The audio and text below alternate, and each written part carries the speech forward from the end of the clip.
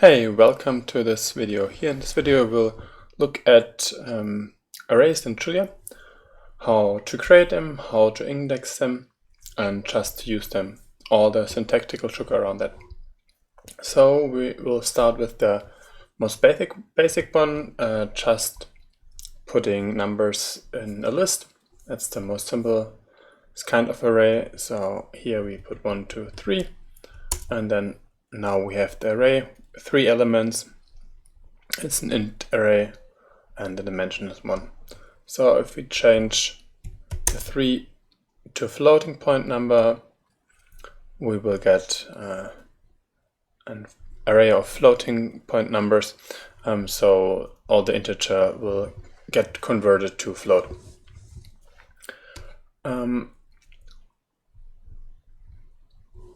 That's the most easy one. The second one is that we have matrices. For that we will just leave out the commas, and then we have a column vector here and here a row vector. So depending on if you put a comma in here or just use it without it. Then we have a short form. We can put a range in there and a semicolon, and then we also get an array, so we don't have to type in the numbers from 1 to 10.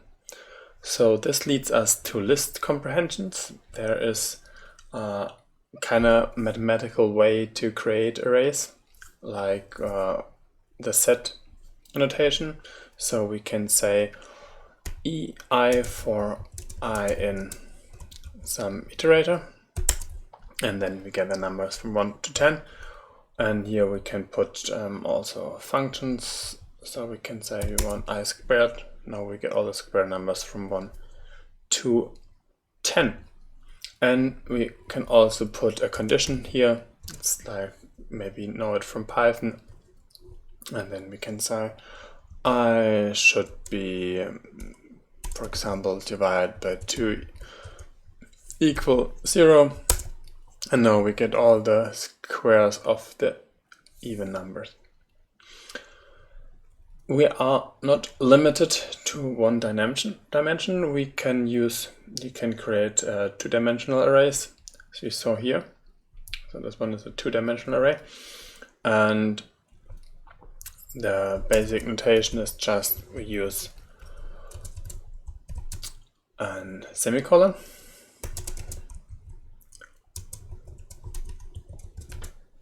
and now we have 2-dimensional array or a matrix. We can also use new lines to create this 2-dimensional array. Like here, I have to see if that works. Yeah, it works.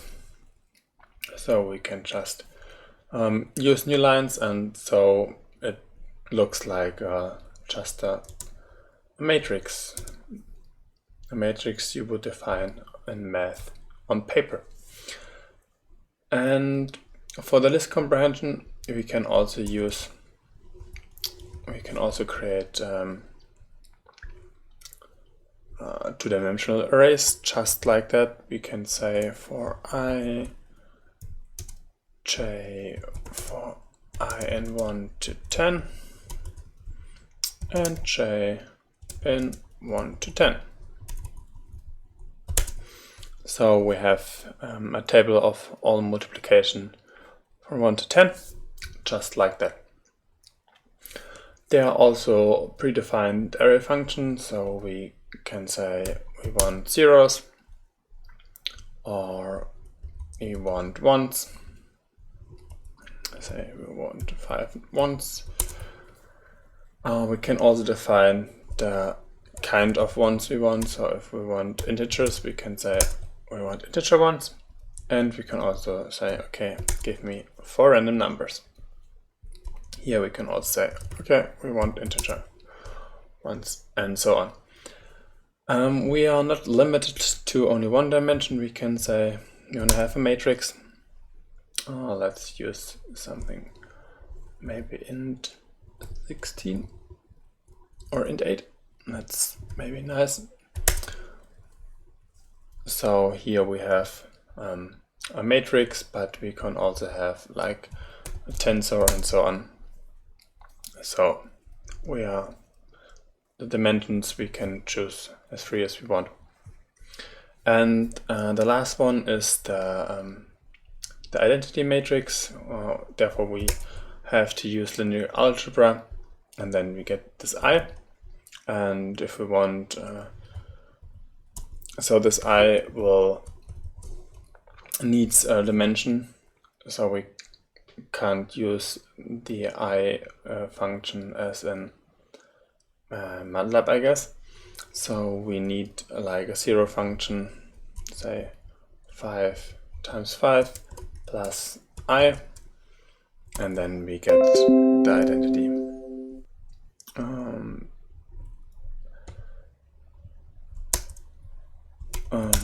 Like that.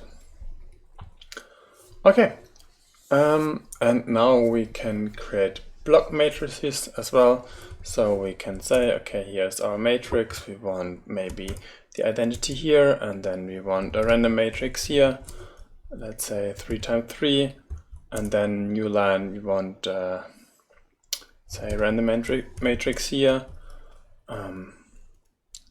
3 times 3 and identity. And now we can evaluate it, and we see, okay, this one is maybe a little small. Let's see, yeah, we got the identity block here, the random block here, and so on.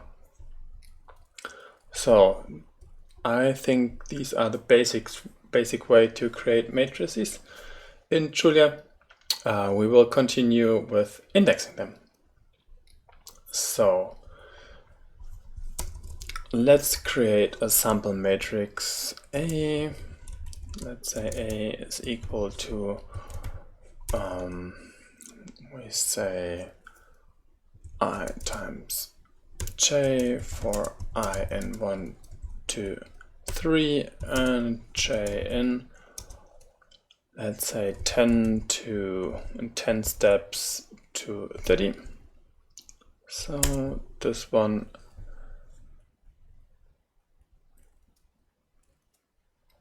does it give us nope, it's the other way around. So we say this one is I and this one is J. So we have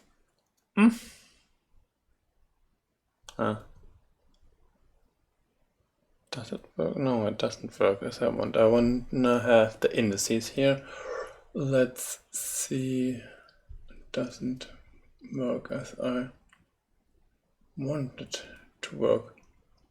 In any case, we can just say the entry 11 or entry 22 and so on, so everybody will understand it. Okay, so basic indexing. We can index in this matrix. So the first index is 1, 1. Oh, what a shame. And the second index is, so we have to flip it. Let's flip it and then create an array out of it. Let's see if it works. Yeah, it worked. Okay, now it's 1, 1, 1, 2, 1, 3. Okay, now I'm happy. And now we get 1, 2. Okay, so we can just index the matrix. Like for vectors, it's even easier. Just let's say we have vector 1, 2, 3. We can index the vector just like 1. We get 1 and so on. 2. It's 1 indexed, so keep that in mind. Matrix, it's you can say first index here, second index here, and then you get the value here. And also let's keep on moving with the vector, and see what we can do with the vector. So for example, we can not only get one element out of the vector, we can also have like a range from the vector. So with the colon we get from 1 to 4. So it's both sides are including from 1 to the 4th element. Not only that, we can also say the steps. So we can say, okay, starting by 1 and then going on in 2 steps and 2 size steps and until 4th element. So we start with the first element and then we skip 1 element, get to 3, and now we are finished. So we can step over. And what we can do is we can also say like a condition.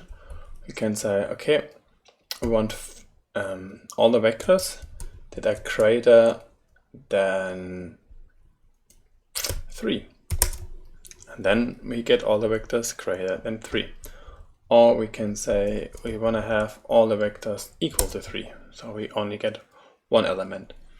And here, this function will create a bit array, and so it will return true and false if the condition is true, and false if the condition is wrong. Yeah, I think these are the basics in arrays in Julia, creating them and indexing them. Thank you for watching.